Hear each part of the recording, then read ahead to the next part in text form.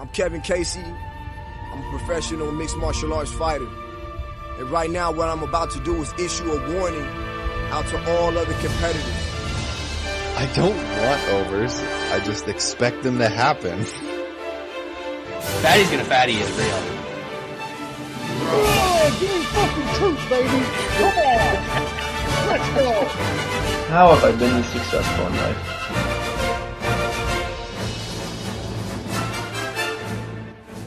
Welcome to this week's edition of the MMA Analysis. I am not Brad Tastra. That man is enjoying himself very much so up in Cottage County and Cottage Country, and he is getting sweltering hot heat out there. So I don't want to hear that. I don't definitely don't have to worry about that for the most part where I am, but I know you deal with that terribleness, Wes. But how are we doing this week, Wes? Heat, it's bad. You talk about Brad, we're around 95, 96 Fahrenheit, but we run at 100% humidity and like a 70 dew point, so it feels like 105, 106, just wet. It's shit that'll kill you. It's pretty rough. Luckily, I'm most of a truck cab, AC, laptop open, watching blasting that AC, watching fucking European soccer and shit, gambling most of the day. So you still got to get on that shit a little bit, but yeah, man. How have the Euros been? I have not really been following. Match is fantastic. Today was insane. Some great matches today. Betting's been pretty good. I usually tell a lot of our boy Fabian's his past props and all that shit. He's way more knowledgeable at that shit than I am, and is pretty profitable. One of the few dudes that posts all his plays and tracks all his plays, and it's tough to beat. For me, there's very few people I see that are profitable betting soccer consistently. That shit is tough. So yeah, but it's been fun. Good stuff. Not like it ain't been the old Lord Stanley Cup fucking finals though, because that shit has been absolutely amazing the past couple games. This team just loves to torture its fan base, which of course I am a part of.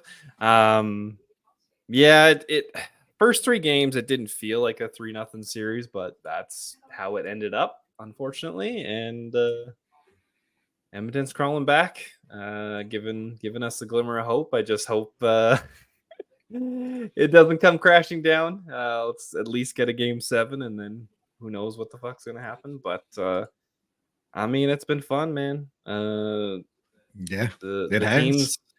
has been fun. There's been some profit going on, and some enjoyable hockey. So it's good. This should have happened a long time ago. But we have one of the worst GMs in the league. Some people will disagree with that, but they have wasted way too many years of McDavid. So let's not waste this one and do something historic. That would be very cool. Yeah, I mean, if I think Bo said it, like if McDavid, if this team comes back from 0-3 and wins a fucking title, like that just doesn't happen in any sport. No, it's never happened in the NBA in any round. Like we talked about, I think it's happened like 3 times in NHL. That like he's number 2. Like he's got to be right. And I don't know a ton about hockey, but I know about Wayne Gretzky and I know about Mario Lemieux and those type dudes. And you got to put him there, right? He's got to be there. I'm sure Brad would argue that because Brad loves a certain man to death. He would rank him number 1. But I think Brad would still leave him at 2, but Gretzky would not be number 1. It would be Lemieux on that one. But it's amazing what he's doing. It's always tough because Gretzky, the era that he played in, it's just kind of completely different hockey. Now there's a salary cap, all this shit. So it's if you era adjust the way that some of these sites do, he's right there with the great ones. So very, very lucky to watch that guy. That's for sure. So I don't take it for granted, but yeah, hopefully then he can shut the haters up and we won't Yeah, have to worry about him leaving for a while, which would be good. they've been out a little bit. The old haters and losers that have been out talking a little shit on old McGoat here the past week or so. Yeah, I think he's starting to show back up. It's been good. Should be fun Yeah. though. Hopefully, I hope they give you a game 7, man. Win or lose. it's all we can hope Yeah. for. Yep. It's good stuff. Yeah, we have what was supposed to be a kind of a stacked ABC fight night card, and it's kind of got decimated for multiples of reasons. So I don't know how happy the Saudis will be with the card that shows up on Saturday, but I guess they tried to make it a decent fight card. It's just injuries and other things say fuck you, which is kind of feels like what is going on with MMA right now. I feel like boxing is very, very good right now. Has been for a little while now, and Yep. UFC's a little more hit and miss. They did make they made a pretty good switch around to losing McGregor, Chandler, and I can't fault him for that. Pereira is a warlord. He just it's impressive what he's doing at his age and his relative inexperience in MMA.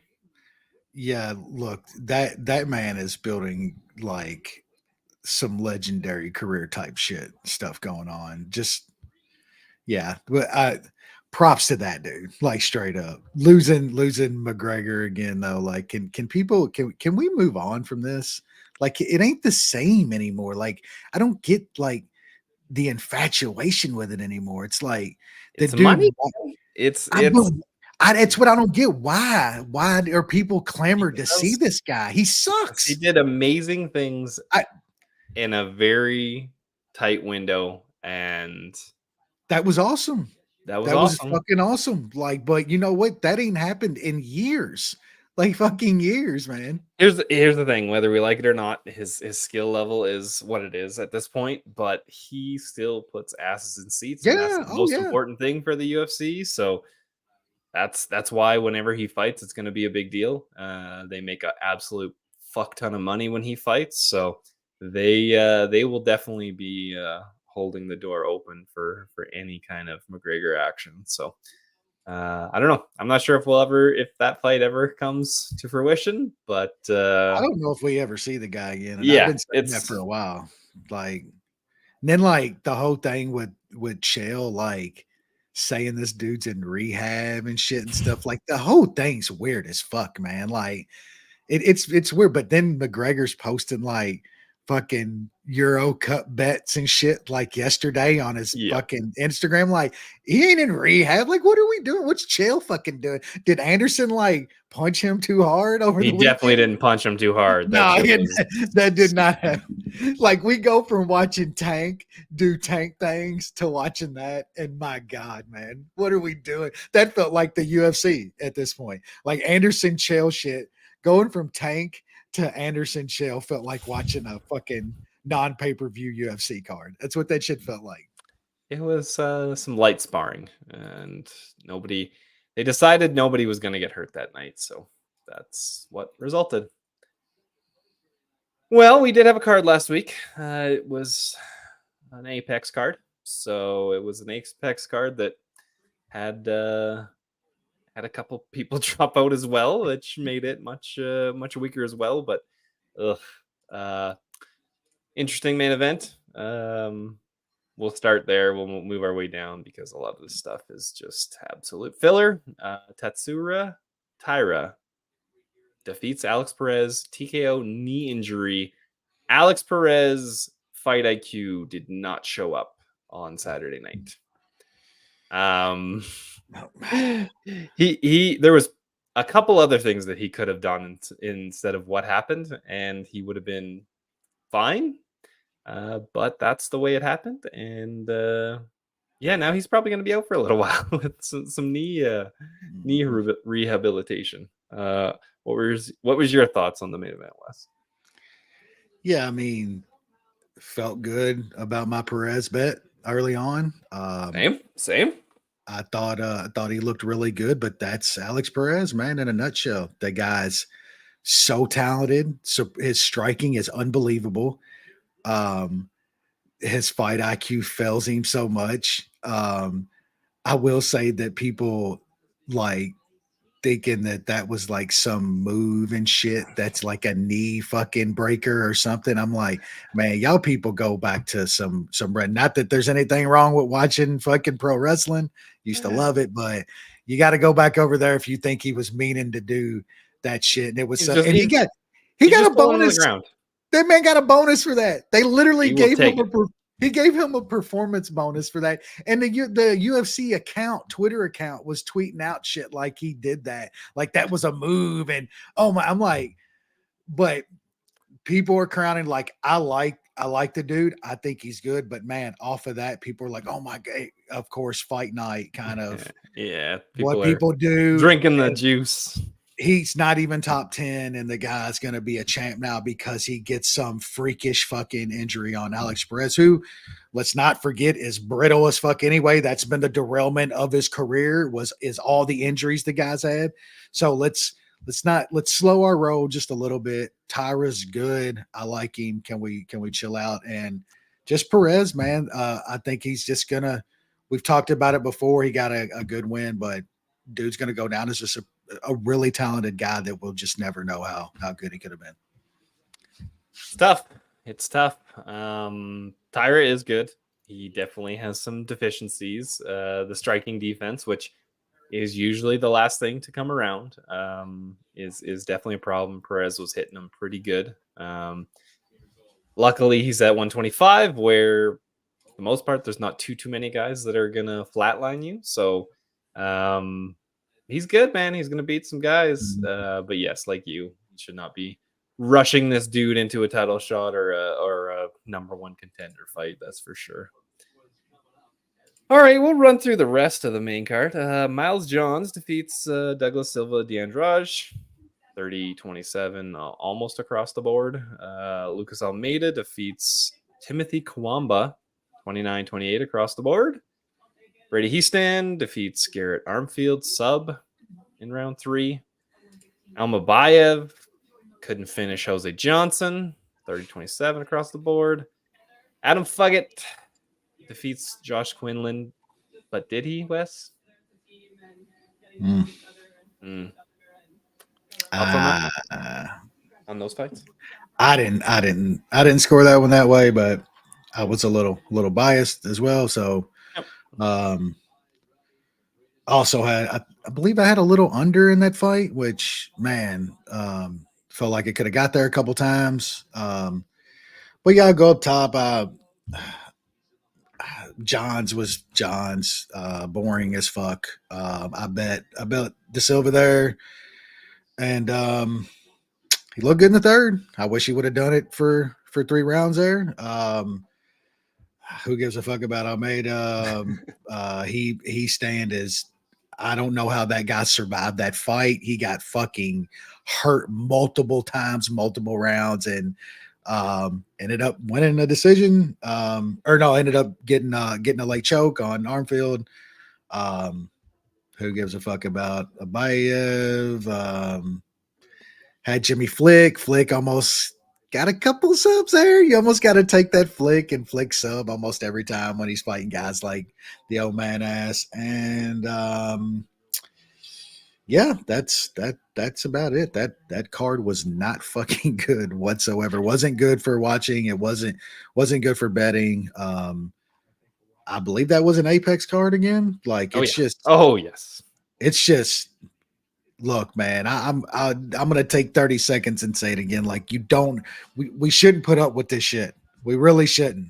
We boycotted fucking even breaking this shit down last week because what are you gonna say about this stuff, man? Like really, what are you gonna say? And like I get you can find bets to make on this shit. I find bets to make on this shit. Most of it's not anything I would want to recommend to fucking anybody. It's degenerate shit that I'm just gonna bet because I'm watching fights, you know. Yeah, this shit is terrible. This shit's bad, man. In a warehouse out in the desert somewhere. Like, whatever. Yeah. Everybody always says when there's a fucking terrible card, when it shows up, they'll say, "See, there's no such thing as bad cards." But then these types of cards just kind of get forgotten about just because they get pumped out so much. It's the double whammy. Very little of importance on this card, and the fights that did happen, for the most part, were pretty dreadful. All of a sudden, new gloves. They can't knock anybody out. Who knows if that'll continue? That's an interesting little wrinkle. Doesn't stop eye pokes and getting just as many eye pokes, just as many, if not more, eye pokes, and getting less knockouts. Small sample size. We'll see if that continues. That would be a very funny thing if that continues.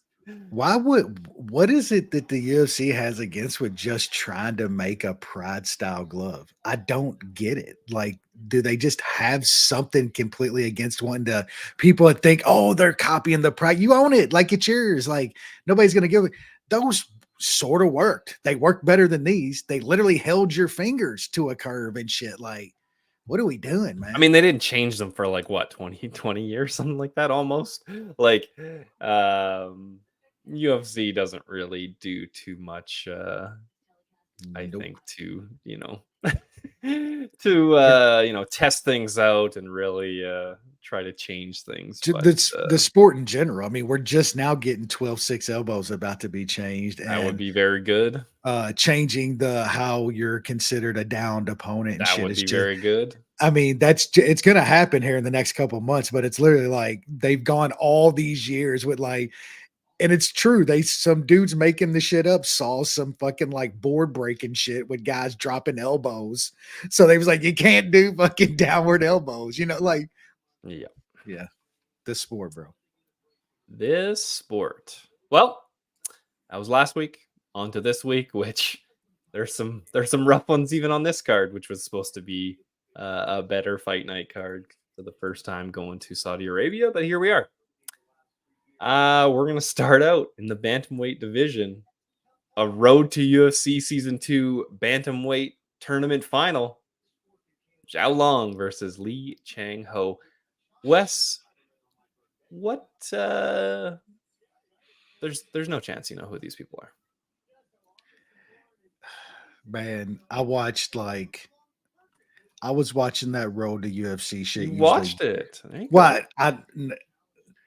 I was usually drunk after UFC cards, and it was on my fucking. When you can't fall asleep, you'll just throw it on. Well, I mean, I'm usually by that point, I'm on the computer, fucking listening to music, smoking, maybe playing a game or something. It's on the screen, so I quote unquote watched it. I don't know who the fuck these guys are. They were just random fucking, usually Chinamen and shit that are not very good. I have no idea on this fight, man. I don't even think I could do some degenerate shit on here. So this is a complete and total pass for me. Yeah. So to be fair, Zhao Long did fight on the Contender Series in 2021 and lost and got dropped. I have no comment. I I'm just not going to care. Can't care. Can't seem to care. What do we got next? Is this correct? Because, of course, with all these cancellations and switch-ups, there's a million different. Yeah, so we got in the light heavyweight division, elite division, Magomed Gazd Siyasulov. 8-0. All right, we'll see. Against Bredson Ribeiro. Wes, what do you have here? What are you even supposed to do with this guy? He's minus 300 favorite. He's got a Contender Series decision over Jose Medina, and this guy's minus 300. Like, I get it, because this Ribeiro guy's like 30-something years old. Or no, he's 27. Who was I looking at was older on this card? Really? All right. Well, he's 27. He looks like he's 47. But he got completely smoked by another dude off of the road to UFC in his last, Yang. in his last fight, which that guy, like, he's got some hammers. I'll give him that. He does have some hammers. Still, man, minus 300. But I can't pull myself to go bet on this fucking guy after getting beat like that. So I think the old Gazievaluev probably gets some takedowns here, man, and some ground and pound into something. I was trying to talk myself into maybe taking some over here, but it is plus 180. Fight starts round 2 is probably going to be a plus number. Plus money, yeah. Maybe if I mean, I'm already into the second fight with no action, so maybe fight starts round 2. I think this guy's going to wrestle. He's going to probably get some takedowns, and we might see a second round. That's not a terrible angle. Like the Russian has been to 2 straight decisions. Yep. Like I know Ribeiro is a wild man, and he might just force this. Like Magomed definitely has like a bunch of first round finishes before those decisions. So if Ribeiro forces it and serves it up to him, Magomed might just slick him. But yeah, at that price, like you probably gotta just take a shot on that. 1.5 is plus 180 and shit. Like it's almost like you starts round 2 plus money. I think you have to take that. And if it blows up, it blows up. At least you'll see somebody get knocked the fuck out. That is the good part about playing some overs is if you lose your bet, then something stupid might have happened. So that's good. Oh, LR had to bounce in the club in Tijuana. Yep. 9 o'clock on a Wednesday night, baby. Oh, Tijuana's like, isn't that Pacific time? It's like 6 o'clock there, isn't it? Tijuana? No, it's probably, I don't know. I mean, Texas and all that is like central or whatever. So it's probably like 8. I think it's like 8 o'clock. It's 6:13 in Tijuana. Woo, damn. Right out of work, baby. Get it. Right out of the banana factory. That man's right over to the fucking club, baby. Oh, in the bantamweight division, we got Muin Gafurov taking on a guy who's fought a lot in UFC. Been around for a while. Kung Ho Kang. What do you got, Wes? Yeah, I like Kang, man. I've been on Kang a bunch of times. He's won me some money overall in his UFC career. Got a ton of fights against guys that he should be fighting against. You know what I'm saying? Like he's never been some dude that should be moving up in top 15, top 10 territory, but those aren't the guys that he's really fighting. He's beating dudes on his level. I think Gafurov is he's right around that level. That this guy's he's been around for a while too. Only 28, which is kind of crazy. It seems the amount of fights he's had. But I mean, yeah, he ran into Osaid and got fucking absolutely smoked. Both of these dudes have lost to Castieda, but as far as I remember, they were both close fights, close losses to Castieda. That's not a very good loss in hindsight now. Gafurov also lost to Ann Helliger and stuff. So, for me, it just comes down. I think Kane's just the bigger, stronger guy here, and it kind of impose, man. He's decent at distance. He's decent grinding and grappling. So I think he probably keeps it up and just lands the bigger stuff. He's going to be the way bigger guy here. I think if it does get takedowns, it's probably him on top. So just think he's going to be bigger and stronger than Gafurov in this fight, and it's just going to be close. And I'm going to take a guy that's plus 140 in what I think is a close fight. I looked at what was decision again. Kang decision is like plus 250 out there. I don't think that's bad either. This is probably going to go 15 minutes. But yeah, I think Kang in a close decision here. Yeah, I kind of agree with you. I don't know if I like Kang as much as you to put money down on him, but I think this is a close fight. Kang's got a 5-inch reach advantage. He uses it decently well. I think it's a close fight. I think it's close if it's on the feet. I think it's close if it's grappling. So I agree. I'm going to be picking him in Toastmaster, but I'm trying not to It's tough, ain't it? to bet stuff that I really, really don't like. So I'll try not to bet it, but you know how that goes. Next up, moving up to the 170-pound division, Renat fuck right off taking on Nicholas Dalby. How's fuck right off gonna look in the third, Wes? I mean, he looked so bad against Elijah that he went and did grappling for a little bit. You know what I'm saying? That dude went and grappled fucking Douglas Lehman and got fucking showed on by Craig Jones and shit. Yeah, I mean, that's an all-timer. That's an all-time fucking hit a wall in that one. That was crazy to watch. I mean, now Elijah Dushku is like a tough guy to get out of there and shit. He's going to be in there for 15 minutes. So, you know, you can't get him out of there. You're going to be huffing and puffing in the third, but that dude was dying, man. I tell you, a dude that's not going to be huffing and puffing in the third, that's Dalby, because that man's running around on some of the best fucking yams that money can buy. We've all seen this dude lately. He's seriously got to be on something. His cardio is insane. The dude's massive. I think this price is just a little off, man. We've seen Dalby lately. That guy and the fuck right off that showed up in the third against Elijah, man, like he's gonna have problems with Dalby. Dalby's gonna give him 15 tough minutes, man. So I tell you what, who I want my money on in a fight that's probably gonna go 15 and cardio is gonna be tested. Give me some of the dude that's probably on some of that fucking 2024 Paris Olympic fucking Russian shit right now, and that's Dalby, man. Hell, there's plus 285 over at Bet Online. Like, I think you have to take that against fuck right off coming off his last performance. It's pretty wild to see Dalby, who's 5-1 in his last 6 fights, be a plus 285 dog in a matchup that, you know, these are the type of matchups that he thrives in. Yep. He's so fucking durable, and he pushes the pace while being durable, and that tests people.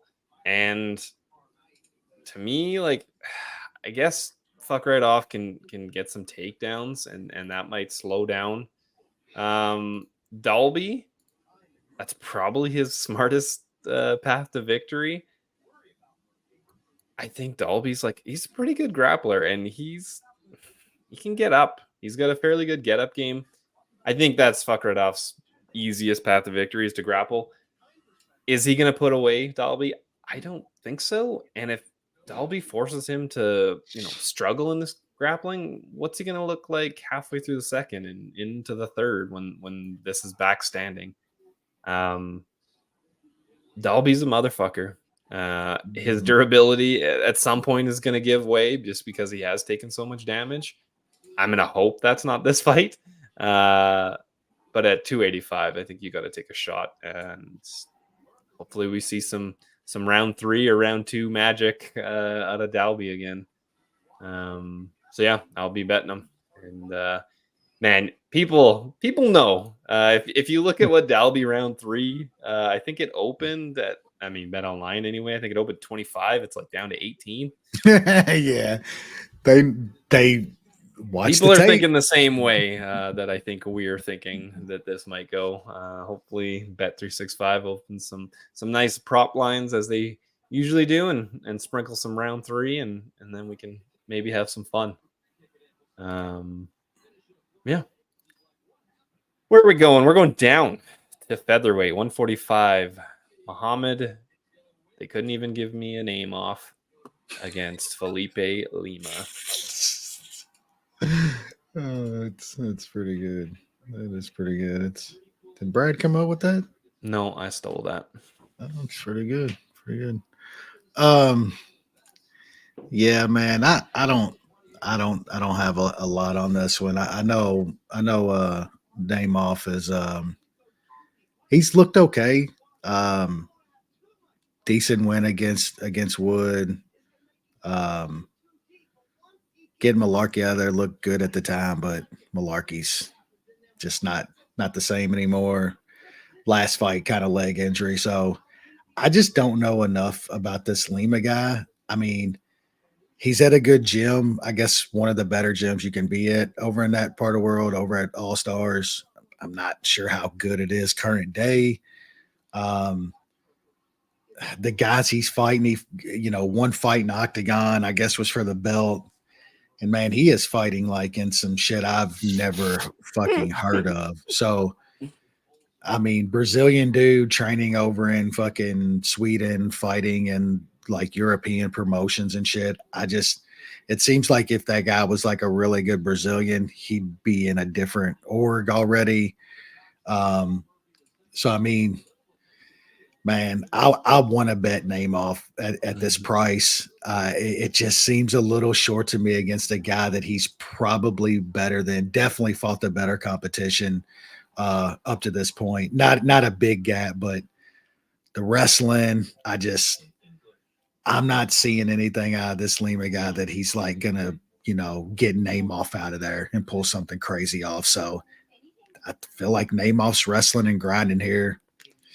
It's hard not to take that price. I haven't pulled the trigger because I just don't know a lot about Lima, but probably going to have to when Namath is. I mean, there's like some minus 125 out there. It seems a little short to me.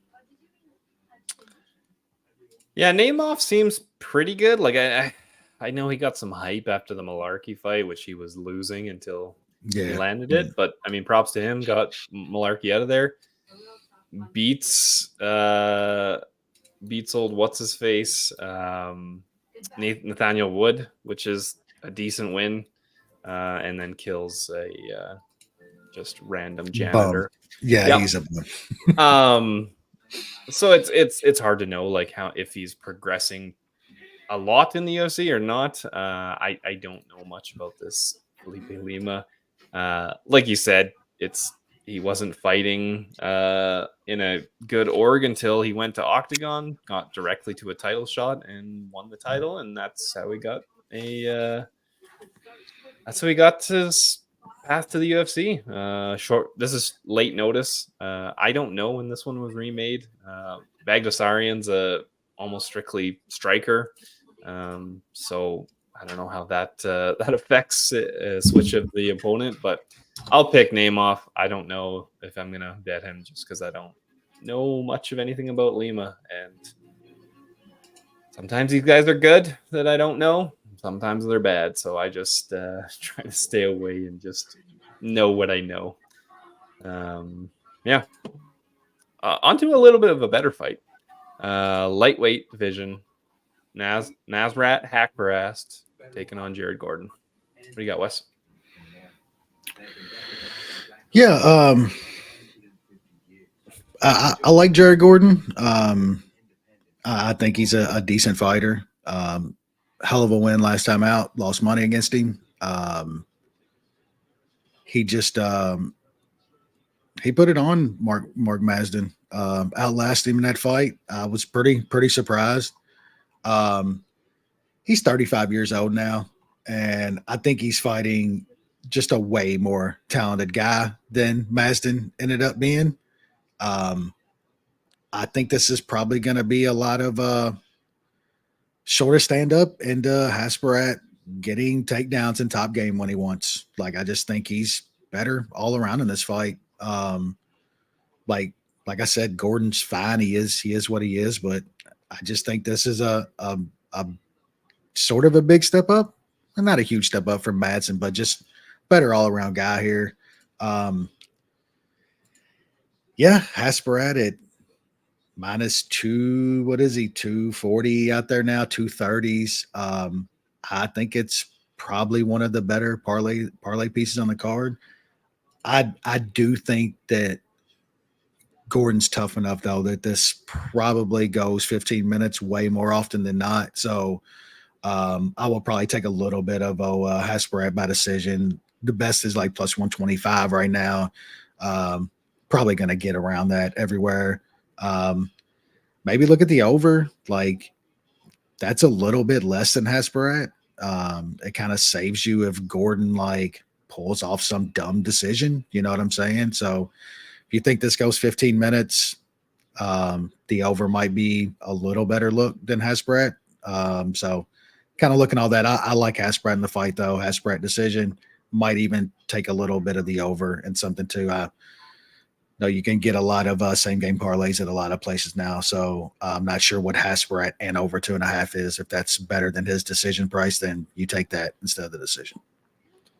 Yeah, sometimes you get those pre-made parlays, or Yeah, you get boosts or whatever, and that would probably be a good direction to go. I know Haqparast just absolutely smoked Jamie Malarkey. Yeah, aforementioned. I think Malarkey's just done at this point and has no durability anymore because for his entire UFC run, he's been an absolute pillow-fisted fighter. He's got skills. He's got okay grappling. He's got good stand-up. I like Amir. I think he's just better than Jared Gordon in both aspects, and I will be putting him in a parlay as well. And I think it goes, obviously it goes decision. He's a decision machine. That Malarkey finish was tough. That was tough. Yeah. Well, we're heading on up to the light heavyweight division. People that we've seen fight before. Johnny Walker taking on Volkan Ozdemir. What do you got, Wes? I think Ozdemir wins this fight just because Johnny Walker's a fucking moron. Like some way, somehow Ozdemir wins this fight because he's fighting Johnny Walker. Probably can't put my money on the guy. Like I guess it depends on what my portfolio looks like come fight night, but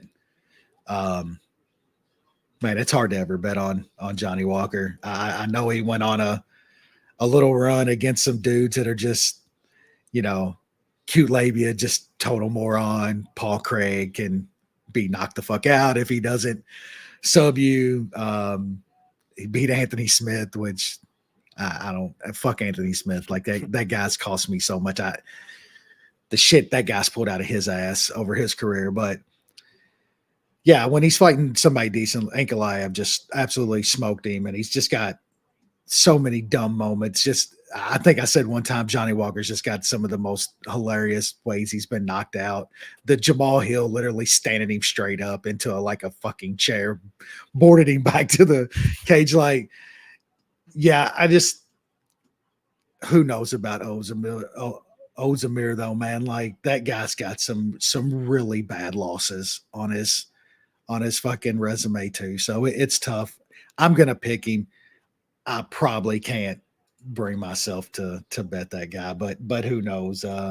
Saturday afternoon or whenever this is going. I know there's some over 1.5s out there, like minus 155 and stuff.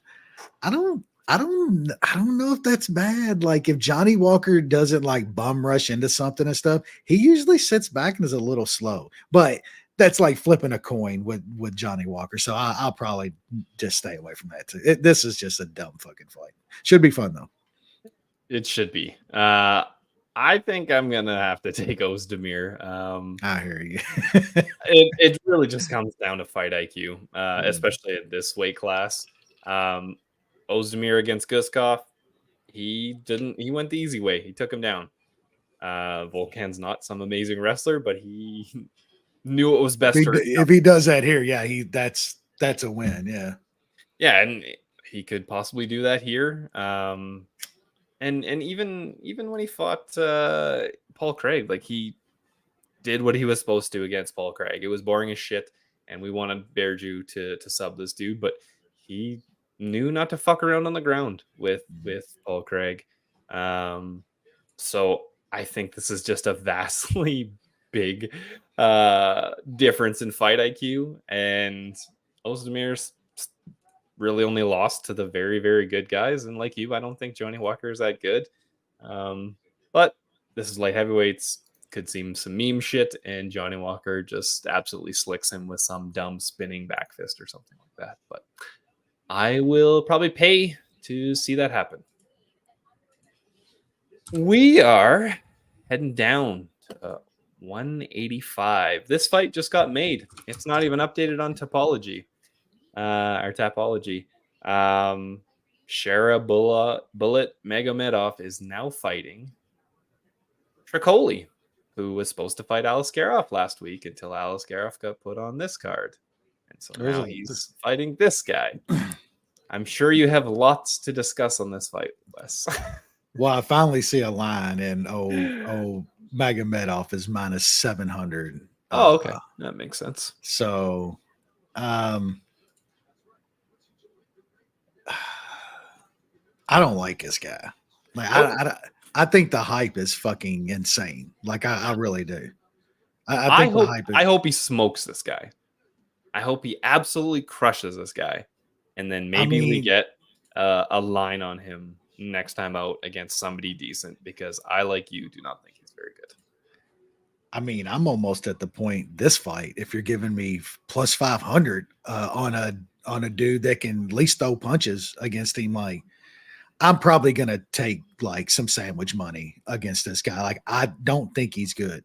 I don't think fucking Tricoli is good, but he is a fucking a big fucking dude, Brazilian, that will throw hammers. The guy's fucking gonna be fucking juiced to his fucking gills. He's swelled up. He's gonna throw hammers. You're giving me plus 500 on him against this guy.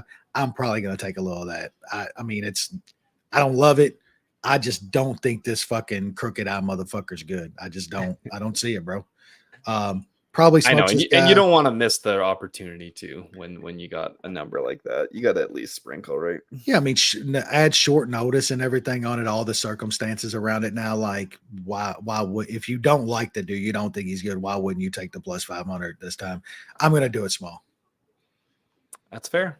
That's fair. I hope you hit it, because that guy seems like a I don't think shit. I don't think he's.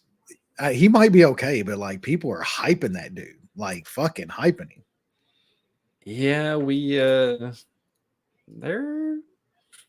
didn't look amazing in that Bruno Silva fight for some stretches, that's for sure. So we'll see if the hype train keeps on rolling or if it slows right down.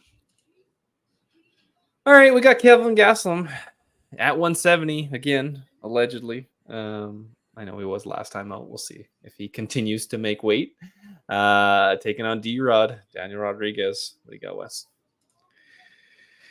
Yeah, man, I don't know what to make of Gastelum at this point, man. It's wild. The dude's, he's still only 32 years old. Like, it's kind of, you realize that Daniel Rodriguez is fucking 37 and Kevin Gastelum is 32. And it seems like that's the old guy vet and Rodriguez is the young dude or some shit. It's kind of crazy.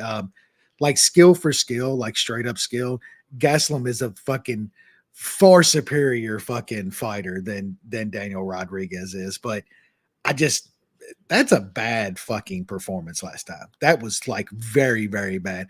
I had a chunk of money on Gastelum in that fight, and he just didn't show up, man. I know he's like saying all the shit again this time that, like, I care and I'm working my ass off and I'm in shape. If he's making 170, he's in shape. Like, I'll give that to him. Mm-hmm. But last time it just didn't even look like he gave a fuck to even be in the cage. So look, if he shows up like motivated BJ Penn in this one, he should fucking piece up Daniel Rodriguez. Like, let's not forget what Rodriguez looked like in his last fight where he gets obliterated by fucking Gary. And before that, like, Magny fucking puts the fucking vet lesson on him and chokes his ass out. So, like, his last two performances are dreadful. It's just hard, man. I wish this was more like minus 140 Kevin Gastelum and not minus 240 Kevin Gastelum, but I will probably have to put gas in something. I just think he's the far superior fighter than Daniel Rodriguez. If he shows up at all, he should win this fight fairly easily. I think that was a super tough matchup style against Sean Brady. Brady is a very, very good grappler. Yeah. And Gastelum's got decent grappling, but I think that was just power wrestling, man. And that's tough. this is going to be a much better stylistic matchup for him. D-Rod is not going for takedowns. I think Gastelum has very, very good hands. I like him here. I'm going to be betting him. D-Rod, like you said, 2 bad performances in a row. He's 37 years old. I think he's going to be fighting a guy that's much, much quicker than him, and he is going to get tagged up. And the hand speed difference is going to be ridiculous in this fight. It should be very large. So, yeah, I'll be putting him in a parlay, and hopefully the good guy shows up. On to the co-main event. Sergey Pavlovich, Alexander Volkov. What do you got, Wes? Look, Pavlovich, his last fight, he walked in there and threw down what a fucking monster. Like straight up. He got caught. And clipped him. And clipped him. Like Pav is real. Like that. I said it after that fight. Him and Aspinall are gonna fight again. They might fight a couple more times. And he will have every bit of chance to go in there and catch Aspinall the same way Aspinall caught him. I think both of those dudes are about top of the food chain in the heavyweight division at this point in time. I think Pavlovich is going to go in there and fucking throw and catch Volkov. Like we've seen Volkov clipped. Tall guy, clip the tall guy fall down. That's probably what's going to happen here. I'm betting that's what's going to happen here. I like Pavlovich. Got Pavlovich with some Haqparast. And I'm gonna look at some old Sergey round 1 KO, a little bit of that probably.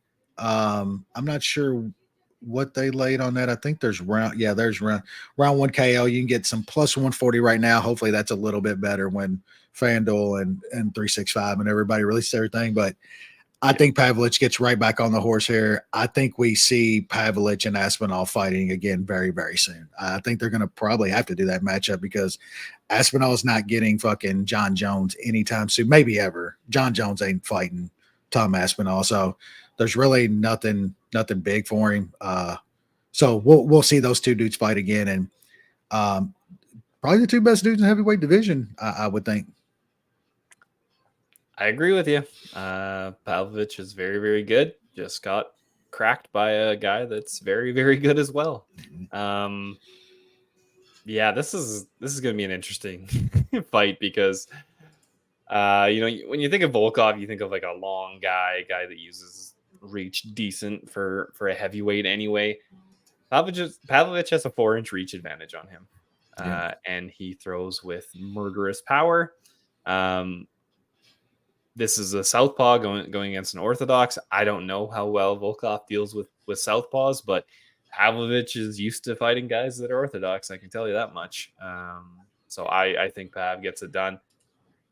I think probably in the first round. Maybe it gets out of the first round. But I think that's the likeliest path. And that's going to be part of the consensus bet of the week. We got Sergey Pavlovich parlayed with the Nasty Rat.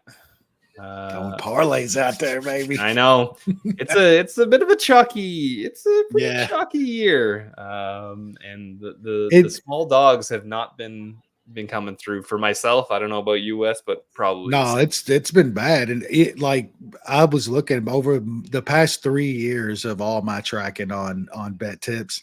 I'm way up on small plus money 2-leg parlays. I'm way up. Like that's where I've made all my money the past few years. And like even in Toutmaster, like when we lock odds towards the middle of the week, faves are hitting at like almost 70% every year over like the past 3 years. 70% faves.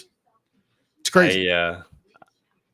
So I made there's a tab in there. I haven't unlocked it for anybody else, but it basically shows the dogs and the faves that hit on each event and what like the maximum points for each event are and stuff like that. And faves be hitting. I think they're definitely a little above average. So maybe that, regresses to the mean, or maybe it's just a favorite year. But yeah, we're taking the Nasty Rat, Haqparast and Pavlovich at plus 104 for the consensus parlay of the week.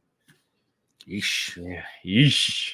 That's what kind of card this is. We do like some Dalby pretty good too. So there's a little secondhand dog for you. That's a good one. Main event that was just made, what? I don't know, 4 or 5 days ago, if that. Middleweight division, Robert Whittaker taking on Ikram Aliskerov. Yeah, I will say first that it's kind of, say what you will about the dude, but it sucks to see Chimaev like completely fucked. I don't think people, you got your idiots out there and your crazies that like COVID fucked that man, like straight up. COVID, it's ruined some people's lives, man. Like people will be fucked up the rest of their life from that shit. And he's one of them. And it shows you didn't have to be like, and that's why some people wanted to be careful because you didn't know if you were going to be one of the chosen ones to have your shit fucked up for the rest of your life. You know, it happened to old people, young people, the same. That dude's fucking one of the best athletes on the planet. You know what I'm saying? And look at that guy. He's like coughing blood. He's in a hospital bed and shit. Like, we don't know it's definitely what it is this time, but he's had problems with that. Like, you watch the dude fight after that COVID bout. His cardio was not the same after he dealt with COVID and shit. But yeah, it sucks to see Chimaev. Like, I think he could have been the dude. Like, I don't think we'll ever know now at this point. But yeah, besides that, I think Aliskerov is good. He is what he is, but I think that he's just stepping up to a level that I'm not sure that guy's ready for. Like, he has not competed against anybody close to this level. I mean, his 2 UFC fights is Warley. We all know Warley. He's going to throw bangers. He did. He gets finished.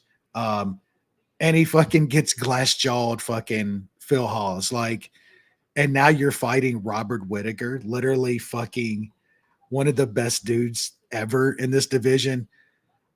I just, can he wrestle Robert Whittaker? I think I read Whittaker's been like taken down one time, and like it's been so many years Robert Whittaker's been taken down like one time. Does this guy want to go for takedowns? Is it going to be like a kickboxing match with Robert Whittaker? I don't know, man. This seems short to me. Like it's getting down to like minus 150 and shit on Whittaker. And that just seems wild to me, man. Maybe I'm wrong. Maybe this guy is the truth. I haven't seen it from the fights I've watched of the guy. If he takes out fucking Whittaker, so be it. I'm gonna have to put my money on it and find out. I just think this is way short. Massive step up for some dude that's never been in a spot like this. I'll take an all-time great against this guy at minus 150. I am horrible at picking. I will say that I am too. I just looked back in his history. I think I've bet against him in every single fight he's been, except one, since Derek Brunson in 2016. I have lost the most amount of money against. Well, Whittaker.